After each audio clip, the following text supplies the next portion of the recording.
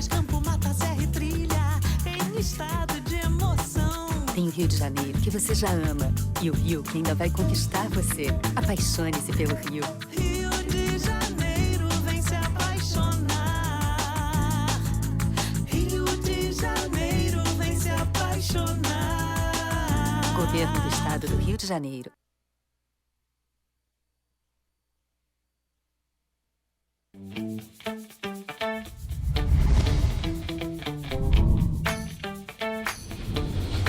TVC, a TV do Correio da Manhã.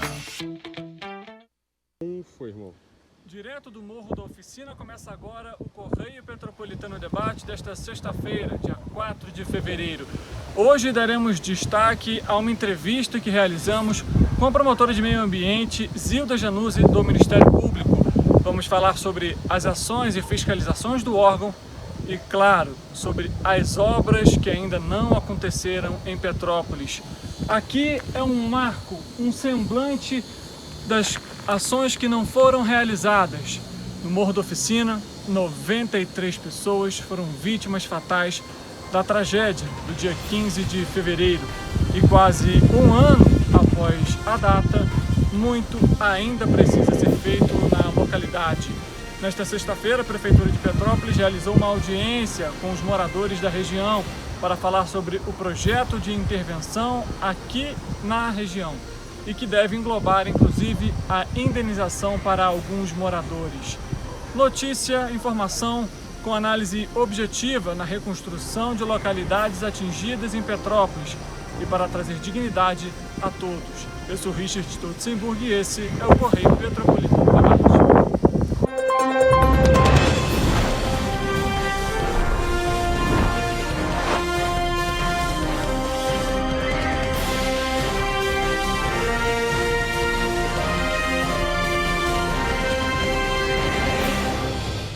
Correio Petropolitano Debate de volta e no programa de hoje vamos conversar com a promotora do Ministério Público, Zilda Januzzi, para falar um pouco sobre as ações, mais uma vez, do MP aqui em Petrópolis, sobre a questão das tragédias, ela que é voltada mais ao lado do meio ambiente, vai trazer um pouco sobre esse cenário aqui para a gente hoje. Boa tarde, Zilda, seja bem-vinda ao programa. Obrigada, boa tarde. Bom, a primeira pergunta que eu faço, doutora, é o seguinte: qual é o atual cenário de Petrópolis em relação ao meio ambiente?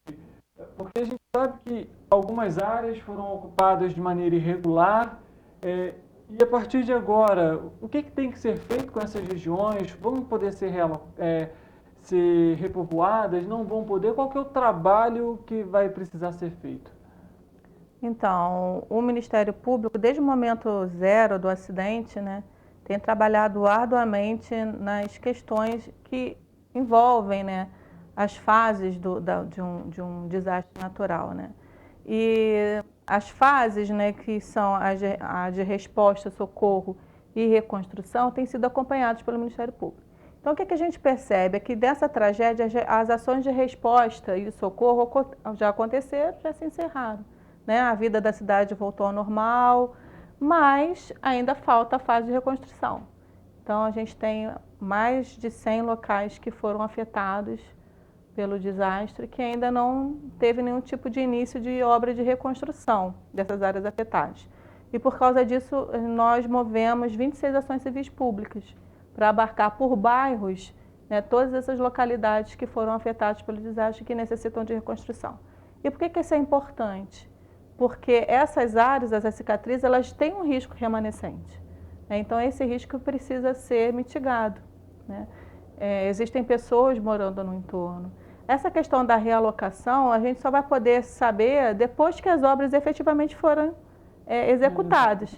Aí, a partir daí, a Defesa Civil vai ter que fazer uma análise para saber se aquele risco é administrável ou não, para saber se as pessoas vão poder voltar para aquele local ou se vai ter que haver a realocação definitiva, né, fora do aluguel social, que é uma realocação provisória, ou numa unidade habitacional, ou através de indenização, conforme o programa que o município decidir adotar. Né? Que não necessariamente, depois das obras, as pessoas vão poder habitar. Isso vai depender de uma análise de risco da própria Defesa Civil. Liberando para voltar, é porque o risco é administrável, poderá voltar, mas se não, aí a realocação tem que ocorrer de outra forma, né? Perfeito. Agora, essas 26 ações civis públicas, ela tem esse objetivo de justamente questionar tanto o município quanto o Estado em relação às obras, né? E a gente vê que realmente houve aí uma demora para iniciar as intervenções, ou pelo menos para apresentar um planejamento, porque a gente chega agora basicamente a um período de 1 ano da tragédia e você vê alguns pontos de Petrópolis como o Morro da Oficina, como Chácara Flora, como Vila Felipe, um dos principais pontos que foram impactados por conta da tragédia, em que essas intervenções mal começaram, né, doutora? No Morro da Oficina, por exemplo, nada foi começado. Infelizmente, ali foi o local do epicentro da tragédia, né? Então, quando nós vamos ao local e percebemos que aquilo não teve nenhum tipo de tratamento ainda, é muito impactante. E imagine, se é impactante para nós, que não estávamos ali no momento do acidente, imagina para aquelas famílias que perderam parentes, que estão nessa ansiedade, na busca de uma resposta do poder público.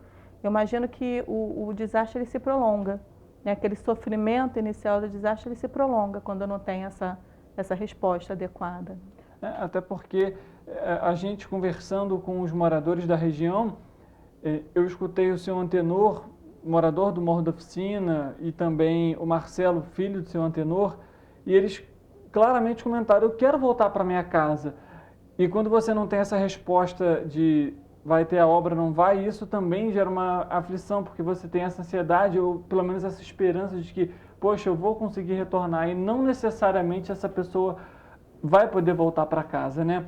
Mas eu pergunto o seguinte, doutora Zilda, o seguinte: a gente vê que as obras, por exemplo, em Petrópolis, muitas ainda estão em um processo lento, moroso. Agora houve troca também de algumas secretarias, isso gera também uma demora em relação às obras. Como que o Ministério Público está olhando essas intervenções? A gente já está ciente, né, da extinção da Secretaria de Infraestrutura e Obras do Estado, que estava à frente das obras, né? Essa secretaria ela foi incorporada pela Secretaria das Cidades, né? Isso, obviamente, atravanca todo o processo, porque todas as licitações que estavam em curso vão ter que, né, serem validadas, pelo menos pela nova autoridade competente. Então, isso atrasa ainda mais um processo que tem sido lento, né? Hoje a gente tem 5 grandes obras acontecendo em Petrópolis, né, a fase já final, mas a promessa do Estado inicial era que pelo menos 11 dessas obras acontecessem, então nós temos aí algumas que ainda estariam na fase de licitação e que agora o processo licitatório ainda vai se atrasar ainda mais. E se a gente considerar toda a demanda de Petrópolis, ainda há muito para fazer, porque não são só 11 obras, né? Como eu disse, são mais de 100 locais afetados. É claro que nesses 100 locais afetados tem grandes obras para fazer? Não em todos, né? Mas são obras que precisam ser feitas, porque foram atingidos pelo desastre, né? E precisam ter a reconstrução. Faz parte, é a fase do desastre. O desastre tem que ter as fases encerradas, não podem ficar as fases pela metade. Sob pena de novos riscos, de novos acidentes, né?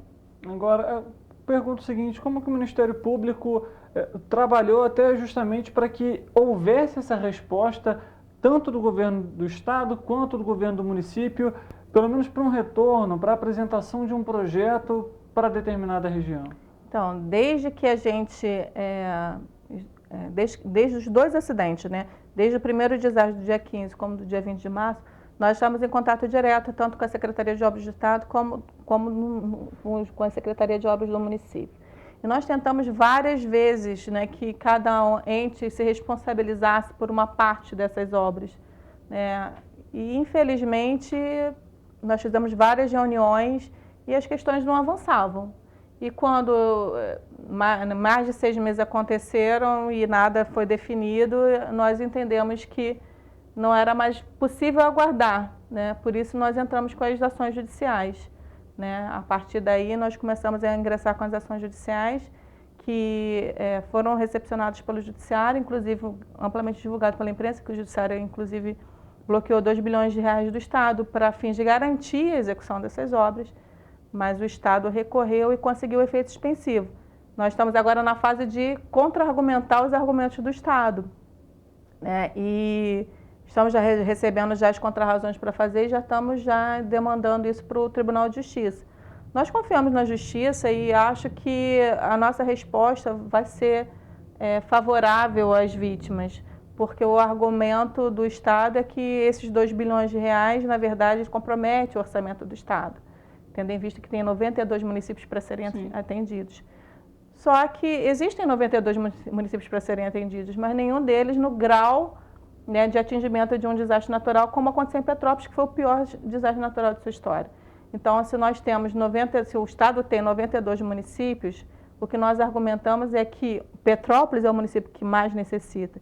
E se existem verbas desvinculadas para isso, por que não, né, essa contrapartida do Estado para que essa reconstrução aconteça de uma forma mais rápida, né, tendo em vista que Petrópolis faz parte do Estado, né, o nosso território não está, embora o município tenha, né, autonomia, a nossa parte do território não está desassociada do Estado, nós pertencemos ao Estado do Rio de Janeiro. E é isso que nós estamos contra-argumentando no agravo e a gente espera que tenha uma solução breve, que o processo original aqui possa continuar e possa continuar no sentido de dar realmente atenção às obras que precisam ser realizadas, né? Para dar uma resposta para essas vítimas que estão aguardando. Agora, doutora, além das obras, obviamente, Petrópolis tem um outro ponto que também tem sido abordado, tem sido acompanhado pelo Ministério Público, que é a questão dos rios, das drenagens. Como que está sendo feita essa análise? O que vocês estão vendo até o momento? Avançou ou não avançou? O que ainda falta? Quais são os pontos hoje mais importantes ou mais críticos em relação a esse tema? A questão da macrodrenagem, ela também está judicializada, né? Nesse processo da macrodrenagem, nós fizemos um acordo com o Estado e com o INEA, né, e com o município, só que o Estado recorreu, né, argumentando que aquele acordo era nulo, que precisava ser anulado. Também está em fase de julgamento pelo Tribunal de Justiça, vai ser julgado agravo agora dia 7 de fevereiro. E nós confiamos também que a decisão de primeiro grau vai ser mantida, mas está nessa questão. Independente do que está acontecendo no processo judicial, o que eu posso dizer que está caminhando, né? Está caminhando no sentido de dar uma solução. A gente já tem estudos, né? Já apresentou estudos aí de soluções para o centro histórico, e o nosso debate agora é que, antes de solucionar o centro histórico, a gente precisa solucionar Coronel Veiga, né, que é o Rico Tandinha, e Corrêa Nogueira, porque são os locais mais afetados, né, cada chuva que acontece, embora o centro histórico também é importante. A gente entende, se a gente conseguir mitigar os impactos das cheias, né, de montante para jusante, né, que é do início para o final, a gente vai conseguir um resultado melhor.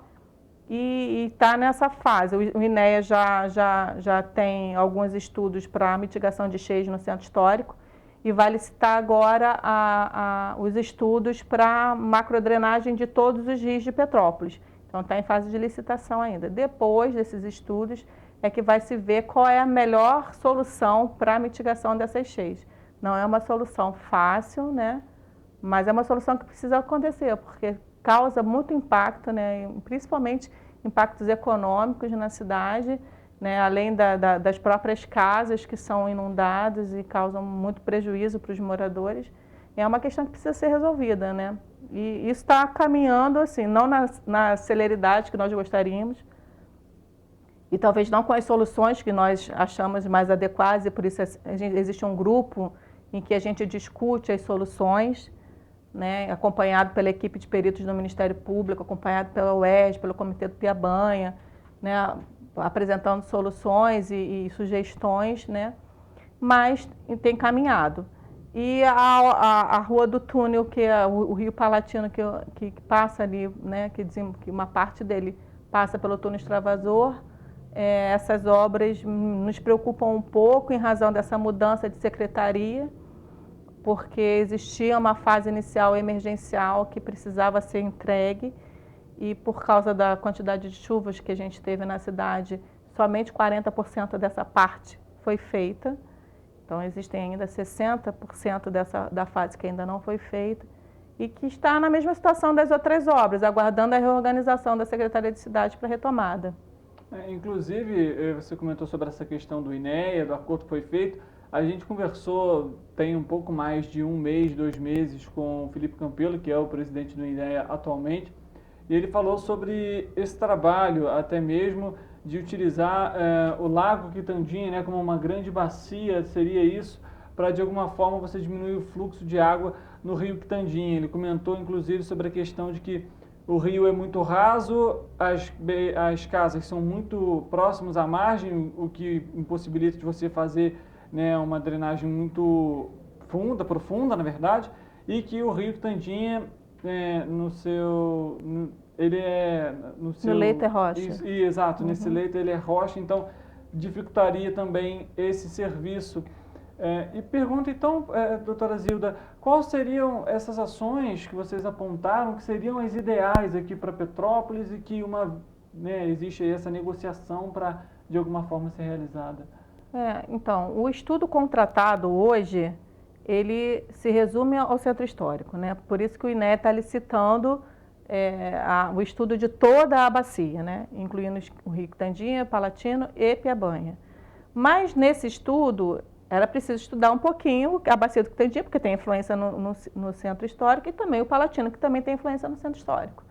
E se percebeu uma série de coisas que nós que moramos na cidade já sabemos, né? Como o excesso de pontes, algumas que levam a lugar nenhum, ali na Coronel Veiga, algumas são necessárias porque são travessias para acesso às casas.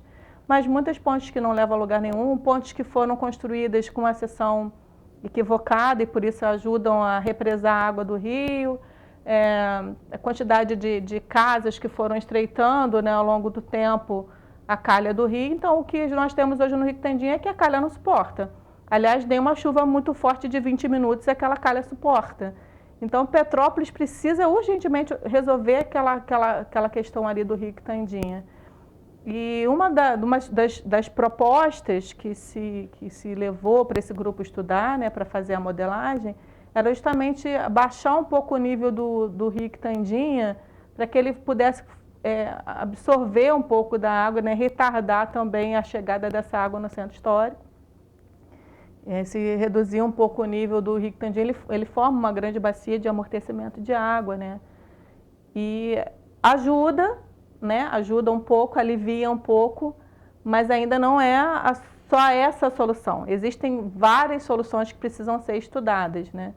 E a engenharia hoje evoluiu muito. Claro que tudo é uma questão de custo, né? Que o Estado, né, tem, que na verdade esse dinheiro sairia do INEA, né, ou do Estado. A gente não sabe exatamente quem vai executar essa obra, mas o estudo, pelo menos, está garantido com verba lá do INEA, do FECAM.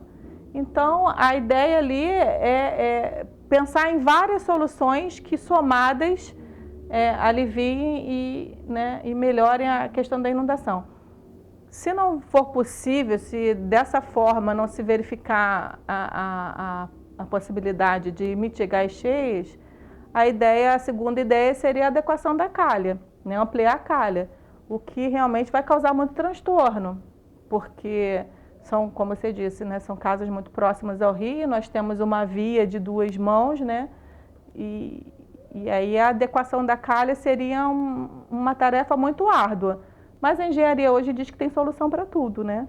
Então, a gente espera, né? A gente espera que essa solução apareça, né?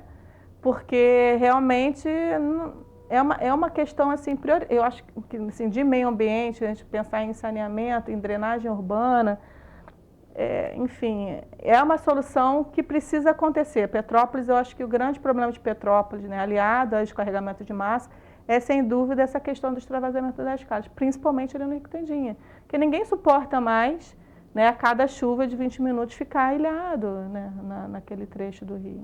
E você vê esses reflexos há poucos dias, chove, Sim. Coisa de 15, 20 minutos, interdita, 20 minutos depois, abre a via, enfim. E a gente vê imprudência também, porque depois do que aconteceu na tragédia de fevereiro, né, que 2 ônibus caíram ali, quantas pessoas morreram ali, e a gente viu vídeos, né, postados nas redes sociais de ônibus tentando furar o bloqueio, né, de passar pelo rio. Olha o risco que se assume com pessoas dentro daquele ônibus, né? Sem falar que a Defesa Civil fez treinamento com os motoristas, sinalizando, né, a importância de respeitar aquelas ilhas de segurança que foram criadas, respeitar as barreiras que foram postas.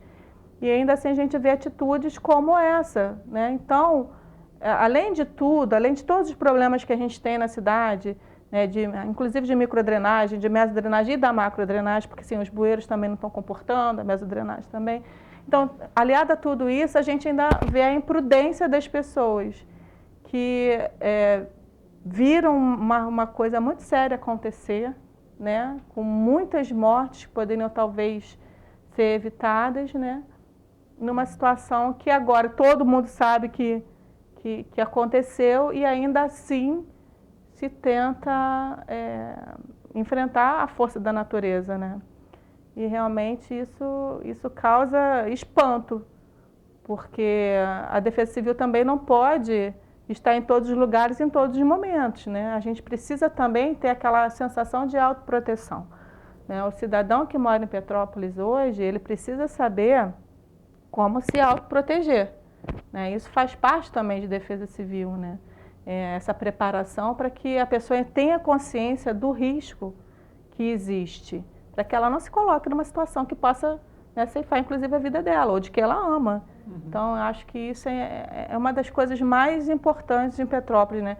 Se a gente falar das encostas, elas são importantes e a gente vê cada chuva forte, tragédias envolvendo escorregamento de massa, de rolamento de blocos e tal, mas o que mais impacta, eu acho, a cidade hoje é a questão da inundação, porque não precisa ter uma grande tragédia, né? Qualquer chuvinha de 20, 30 minutos, né?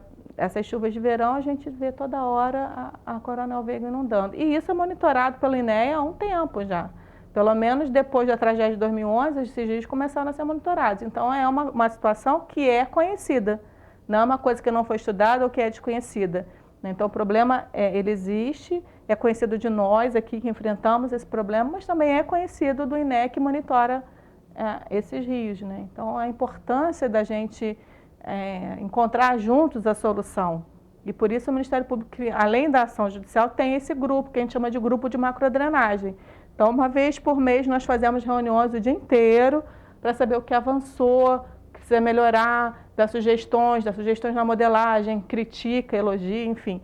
E isso vai estar seguindo. Assim como, por exemplo, as obras lá na Rua do Túnel, né? Do túnel extravasor, que já era algo, como temos o costume de dizer, uma tragédia anunciada e que também já vinha sendo acompanhada, que os moradores já pediam há muito tempo, mas foi preciso que a tragédia acontecesse para, infelizmente, as obras começarem a ser iniciadas. E vale ressaltar, não é porque nós estamos aqui dizendo que o petropolitano tem que ter esse sentimento de autoproteção, de tomar os cuidados, que as obras não têm que deixar de ser feitas. Esse é um ponto importantíssimo de ser ressaltado, de não utilizar isso como uma desculpa para que as ações, para que as intervenções não sejam realizadas. E aí eu até pergunto, doutora Zilda, o porquê que é tão preocupante para vocês essa questão do túnel extravasor? Esses 40% de alguma forma podem ser prejudicados caso venha uma outra chuva, já que não foi realizado esse primeiro trabalho emergencial completo? Só complementando, né? Quando a gente pensa em meio ambiente, o meio ambiente, as pessoas pensam só na natureza, né? E o meio ambiente não é só isso, né? O meio ambiente é um meio ambiente natural, né? A água, o solo, a fauna, etc. Mas também é um meio ambiente artificial, que é o urbanismo, é a urbe, é a cidade, né? A dinâmica da cidade. Então, tudo isso é meio ambiente. E quando a Constituição coloca a proteção do meio ambiente como um valor fundamental, ela coloca lá que todos nós somos responsáveis por um meio ambiente equilibrado, né? Tanto a coletividade quanto o poder público. Então, é cada um fazendo o seu papel, né? Lógico que a população tem que ter esse sentimento de autoproteção, mas o poder público também tem que dar a contrapartida de manter a cidade segura, a cidade funcionando, né? E isso tudo é um intercâmbio, né? É uma simbiose, vamos dizer assim.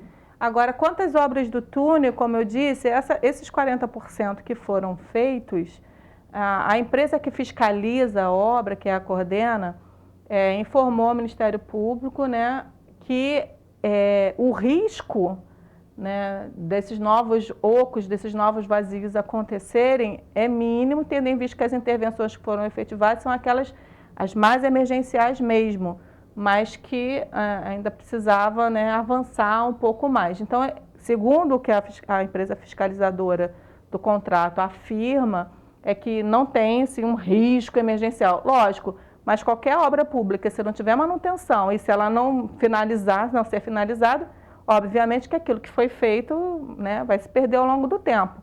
Por isso que a gente também acompanha nesse grupo de macrodrenagem essa questão aí das obras da Rua do Túnel. E nessa reunião que nós vamos ter em fevereiro, nós vamos ter agora na segunda quinzena de fevereiro uma reunião, vão ter que ser apresentados, né, qual é o cronograma que a nova empresa vai assumir, ou se a empresa anterior vai continuar. Enfim, a Secretaria das Cidades vai ter que dar um posicionamento quanto a isso, né? A gente entende que eles estão numa situação de reorganização, mas é uma situação emergencial, né? É uma obra que, inclusive, já deveria ter terminado.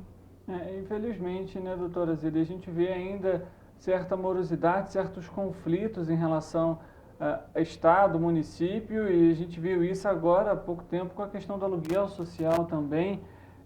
Alguns servidores, né, cerca de 250 famílias, tiveram um aluguel social suspenso por conta de irregularidades em relação a valor que o servidor recebe, falta de documentação, e fica um joga para lá, um joga para cá, a responsabilidade é do outro. É muito triste ver esse cenário, até porque a gente chega agora nesse período emblemático de um ano, e como você bem comentou, doutora Zilda, a Coronel Veiga continua enchendo, você tem, por exemplo, o prédio na Floriano Peixoto fechado, que poderia de alguma forma abrigar essas algumas famílias, e o governo municipal, por exemplo, gasta 4 milhões de reais por mês com aluguel social. A gente acompanhou, inclusive, a audiência pública que foi realizada lá na 4ª Vara Civil, o Ministério Público estava presente, os responsáveis do Estado, da Prefeitura. Eu pergunto o seguinte, doutora Zilda, existe talvez alguma obra que teve um andamento bom aqui em Petrópolis, que a gente possa falar, olha, essa daqui foi para frente? Sim, a gente tem essas 5 do Estado, elas estão em fase já final, né, Essas 5 seriam aonde, perdão? Tem ali na Batata James, na Avenida Portugal, no Complexo Washington Luiz, que eles falam no Complexo Rua Tereza, né, 24 de maio, e tenho mais uma que agora de cabeça não estou conseguindo me lembrar, acho que Conde D, aquela parte da Castelânia. Só que a Conde D teve um problema judicial com o proprietário, então ela é que está mais atrasada de todas as obras. E a 24 de maio o pessoal já mandou umas reclamações porque estão preocupados com a qualidade do muro que foi apresentada, já questionei ao Estado, inclusive recebemos também denúncias de vereadores nesse sentido, que receberam também denúncias da comunidade, e nós já questionamos o Estado, inclusive pedimos os projetos para que o GAT, que é a nossa equipe de peritos, possa analisar, né, a segurança dessa obra. Então estamos aguardando eles enviarem os projetos executivos, porque a gente tem um projeto básico, mas o projeto básico não é exatamente o que foi executado, né? Então precisa saber exatamente o que foi executado. Então, como a obra está em fase de finalização, já inclusive a última medição que eu tive notícia era cerca de 90% da obra, né? Então precisa ver se a qualidade dessa obra, se ela realmente garante a segurança, se ela tem algum problema. Então isso a gente vai pedir para que o GAT analise, né, essa questão aí da eficiência da obra, né? Então, mas essas obras, né, caminharam bem. Só que 5 obras é pouco pelo tamanho do desastre que a gente enfrentou. Como eu disse, o que mais assim, choca é que o local onde houve mais mortes, 93 pessoas morreram ali no Morro da Oficina, e nada foi feito, né? Nem assim para dar um alento para as pessoas, né? Então o desastre na cabeça dessas pessoas se prolonga, porque vê não sei se a palavra é descaso, tá? Mas vê essa falta de ação, né, dentro de uma comunidade que deveria ter sido uma das primeiras a serem atendidas em razão da gravidade que foi, né, no meu entender. Como eu não sou gestora, né, não fui eleita, né, para ser nem prefeita nem governadora, enfim, cabe a mim como cidadã, né, nem como promotora, como cidadã, a indignação. Mas, como promotora, o que estava ao meu alcance foi feito, que é entrar com a ação judicial, né, para cobrar, né, judicialmente que essas obras sejam finalizadas. E é muito triste aqui no Brasil a gente ver assim, a recorrência de obras que não são finalizadas, né? Isso é muito ruim, porque uma tragédia acontece, daqui a uma década acontece outra, e a gente vai ver que a tragédia de uma década atrás ainda não teve solução, né? Então, a gente conversou até há pouco tempo com a Ana Paula, se não me engano, agora de cabeça eu não vou lembrar o nome dela, mas ela faz parte de um programa de moradia, e existem pessoas, por exemplo, da tragédia de 2011, que até hoje, por exemplo, não tem a sua casa ali, ou não tem uma resposta definitiva para o que vai acontecer em relação à sua casa, ao local onde morava, se vai continuar no aluguel social, se não vai, se vai ter reajuste, se não vai. Enfim, e aí a gente vê isso e esses reflexos, né? Porque quando a gente fala aqui que em 2011, pessoas de 2011 ainda não têm a sua residência, imagine as pessoas que passaram por essa tragédia em 2022. Ou seja, realmente é uma reflexão triste de ser feita. Doutora Zilda pergunta o seguinte, algum ponto talvez importante que a gente não tenha comentado e que seria necessário ressaltar aqui? Acho que a gente podia falar um pouco de política habitacional, porque quando acontece um desastre natural, obviamente tem que ter a porta de entrada, que é o aluguel social. Mas o aluguel social, ele é um benefício provisório, né? As pessoas não podem ficar uma década no aluguel social. As pessoas não podem ficar 3 anos, 4, 5 anos no aluguel social. A porta de saída é uma realocação definitiva. Então, precisa acontecer ou a construção de unidades habitacionais, ou precisa existir um plano de realocação definitiva, né, dizendo como vai ser feito. As pessoas vão ser indenizadas, vai ter compra assistida, vai ser unidade habitacional. Então, isso ainda não está muito bem estruturado aqui no município.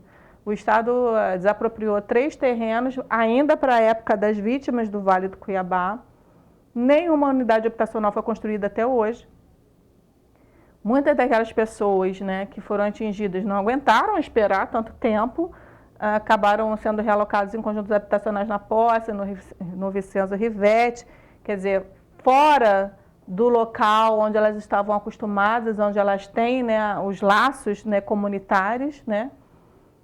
E a gente vê que agora, em 2022, os mesmos terrenos que, em tese, serviriam para construir unidades habitacionais para as vítimas são os mesmos terrenos que estão lá na época do Vale do Cuiabá.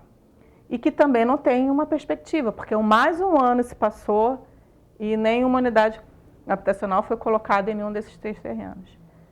Isso também está judicializado, né? Na época de 2011, porque na época de 2011, quem assumiu essa parte, né, na verdade, foi uma grande confusão na época, porque várias entidades, né, MOP, NEA, enfim, Assistência Social do Estado, do município, porque várias pessoas cadastraram, né, vítimas, né, para um programa que chamava Rios da Serra, e que existiam 3 possibilidades de negociação, né? Ou a pessoa era indenizada pelo valor da casa, da benfeitoria, ou a pessoa aceitava uma compra assistida, né, ou ela recebia uma unidade habitacional. Então, assim, quem optou pela indenização, muitas pessoas não receberam indenização, né, porque logo começou a indenizar, depois saiu um novo decreto do Estado dizendo que não mais podia negociar na forma de indenização, e então várias pessoas ficaram sem ter o cheque pago, nenhuma unidade habitacional foi entregue, e, assim, eu não tenho notícia de nenhuma compra assistida que tenha efetivamente ocorrido. Então, a gente, naquela época, lá, a tragédia foi em 2011, se eu não me engano, a ação de 2013, nós pedimos para finalizar esse processo, né? Porque quem negociou a indenização tem que receber a indenização, quem negociou a unidade habitacional tem que receber a sua unidade habitacional, enfim. tem que dar né, essa credibilidade, porque as pessoas acabam ficando desacreditadas do poder público por causa dessas coisas que acontecem. E aí as pessoas desesperadas acabaram, né, abrindo mão de algumas coisas para poderem ter o seu teto de volta, né, a sua dignidade de volta. Mas com isso elas perderam muitos laços comunitários, porque a ideia hoje de moradia digna é você tentar preservar. Porque normalmente a pessoa mora naquele local porque ela trabalha próximo, porque ela tem uma rede de assistência próxima, né? Enfim, familiares próximos que podem ajudar, a creche, a escola, o plano de saúde, já conhece a agente de saúde. Então ela tem uma vida comunitária ali que é completamente rompida, né? E isso não seria o mais indicado. O ideal seria que essas unidades habitacionais fossem construídas, né, ali próximo daquela convivência comunitária. Então, ou então que fossem pagas as indenizações para as pessoas que efetivamente negociaram, porque elas seguem a vida delas. O que não pode é ficar revitimizando essas vítimas. É isso que o desastre natural não pode gerar e que tem gerado de forma recorrente, né? Então, essas vítimas elas ficam sendo revitimizadas ao longo dos anos sem resposta, né? E, infelizmente, a gente está vendo que nesse desastre as coisas estão se repetindo. Né? Os erros, eles se repetem, a gente precisa aprender com os erros, né? Os erros servem para a gente crescer. Lógico, o acidente de 2011 teve alguns avanços, sim, monitoramento de desastres naturais, o próprio monitoramento dos rios, mas, assim, muitas coisas a gente vê, principalmente focada na vítima, que é aquela que sofre o impacto, né? Os efeitos desse impacto, elas são revitimizadas a cada ano. Ou porque as obras não acontecem, ou porque as unidades habitacionais prometidas não saem. As pessoas que moram no entorno ficam apreensivas, porque se as obras não saem, quem me garante que aquela pedra que está lá no alto não vai rolar para o meu lado? Então fica assim uma situação de revitimização ao longo dos anos. E é isso que eu considero mais grave, né? E ainda sobre esse ponto de moradia, você envolve não só aquela pessoa que morava num determinado local e passa a morar em outro, mas você envolve também os outros moradores dessa região, você engloba a questão de mobilidade, você engloba os recursos de toda aquela região que estão ali no entorno. E, por exemplo, no Vincenzo Rivetti teve também problemas em relação aos prédios construídos, teve problemas de infiltração, enfim. Não basta apenas só fazer a obra, né? Como a gente falou sobre a questão das intervenções, de muro de contenção, o projeto básico está ali, mas é importante que essas obras sejam feitas também da forma correta para não ter um outro retrabalho também. E aí a gente vê todo esse cenário aqui em Petrópolis, enfim, infelizmente. Doutora Zilda, eu ia perguntar o seguinte: apesar disso tudo, de todo esse cenário complexo, delicado, de obras, de aluguel social, existe um otimismo em relação a essas ações e as intervenções para o futuro? Sim, eu sou muito otimista, né? Eu sou uma otimista, assim, doente até. Eu acredito que realmente as coisas podem dar certo. A gente precisa, obviamente, do apoio do executivo, porque é quem executa, quem está com a possibilidade de dar a resposta imediata. E nós precisamos também do Poder Judiciário, né? Porque quando o executivo não dá a resposta que a sociedade precisa, a nossa única fonte de solução é socorrer do Poder Judiciário. Então, a gente acredita muito na que a justiça vai ser feita e estamos trabalhando para que isso aconteça. E acho que as pessoas estão muito mobilizadas também. A imprensa se mobilizou e ajudou muito, não deixou o acidente, não deixou o desastre morrer. Porque a cada mês a gente vê uma notícia acontecendo e a gente vê as pessoas se mobilizando. Então, esse engajamento, né, de Ministério Público, imprensa, sociedade, acho que fez uma combinação muito boa para que o desastre não restasse no esquecimento. E porque a gente exigisse efetivamente respostas de quem tem que dar a resposta. E não existe outro ente que não tem que dar a resposta senão o Poder Executivo. O Poder Executivo tem que dar essa resposta. Quando ele falha, resta o Poder Judiciário, né? A que a justiça seja feita. E é isso que a gente espera e a gente está otimista, a gente acredita que vai dar certo. Para a gente poder finalizar essa nossa conversa, doutora Zilda, eu pergunto o seguinte: falta também, de alguma forma, campanhas de educação para prevenção Ou a partir de agora que está se iniciando esse trabalho, seria mais importante que ele já viesse ao longo dos anos? Sim, essa questão aí de preparação da comunidade, ela é muito importante. Por isso que os NUDECs, né, os Núcleos de Defesa Civil, eles são importantíssimos. Né, e a divulgação disso, né, para a comunidade também é super importante. Porque a pessoa que mora numa comunidade de risco, ela precisa compreender os riscos a que ela está exposta, ela precisa entender que quando a sirene soa, ela tem que procurar um ponto de apoio, ainda que não aconteça nada. Depois ela tem que retornar para a casa dela. Mas ela precisa seguir esses protocolos de segurança, né? E esses núcleos de defesa civil, eles são importantíssimos, né? Conhecer as rotas de fuga, enfim, trabalhar junto com essa comunidade que vive e que conhece o seu território. Então, é muito importante que a gente fortaleça esses NUDECs. E a defesa civil, a gente tem que fazer um elogio a quem merece, né? A defesa civil tem feito um trabalho muito árduo de reestruturação desses NUDECs, né, e trabalhado muito seriamente com eles, porque quando acontece o desastre, nem sempre a Defesa Civil consegue chegar, né, principalmente imediatamente. Com vários pontos na cidade não tem nem pessoal para isso. Às vezes você não consegue nem passar para não tem logística, não tem pessoal. Então, assim, quando a gente tem pessoas preparadas, né, para dar esse suporte inicial, é super importante. É importante também a divulgação deles junto à comunidade, né, que elas entendam a necessidade de, quando soa uma sirene, de procurar o ponto de apoio, de saber qual é a rota de fuga, de fazer pluviômetros, né? A Defesa Civil ensina a fazer pluviômetros caseiros. A gente estava conversando com o pessoal da JICA, que é a agência japonesa, né, que trata dessa questão aí dos desastres naturais. Eles estavam dizendo que lá, eu perguntei assim, mas existe alguma técnica inovadora que a gente possa implantar aqui em Petrópolis, né? Eu disse, olha, técnica inovadora para a gente é o copo de saquê.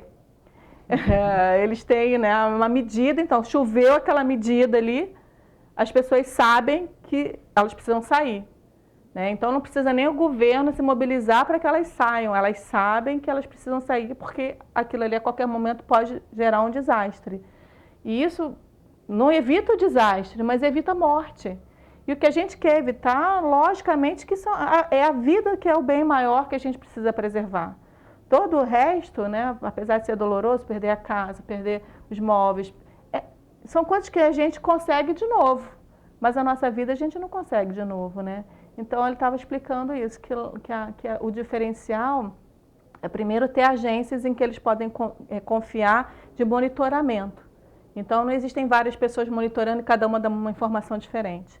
Existe, né, o monitoramento preciso, então eles sabem exatamente o que está acontecendo, né? Então, e tem as obras de mitigação ano a ano, então eles têm essa cultura de fazer, né, obras de mitigação ano a ano para evitar os desastres, e principalmente as pessoas que moram nesses locais, elas terem essas medidas de controle, né, de autoproteção, elas saberem que num determinado cenário elas precisam sair de casa para preservar a própria vida e a vida dos parentes que elas amam.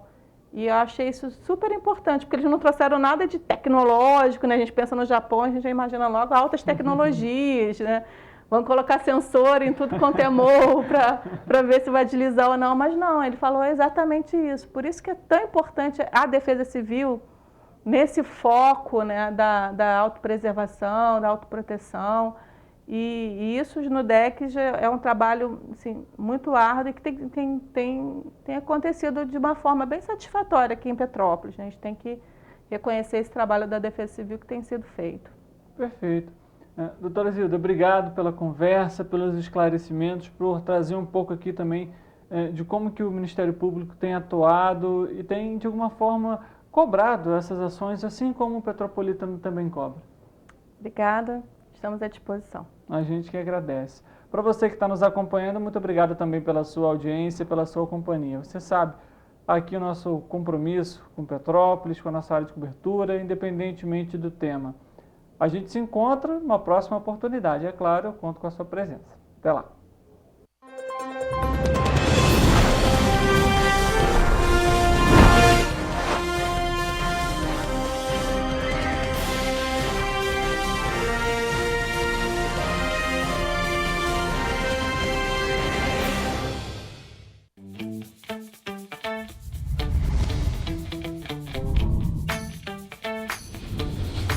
TVC, a TV do Correio da Manhã.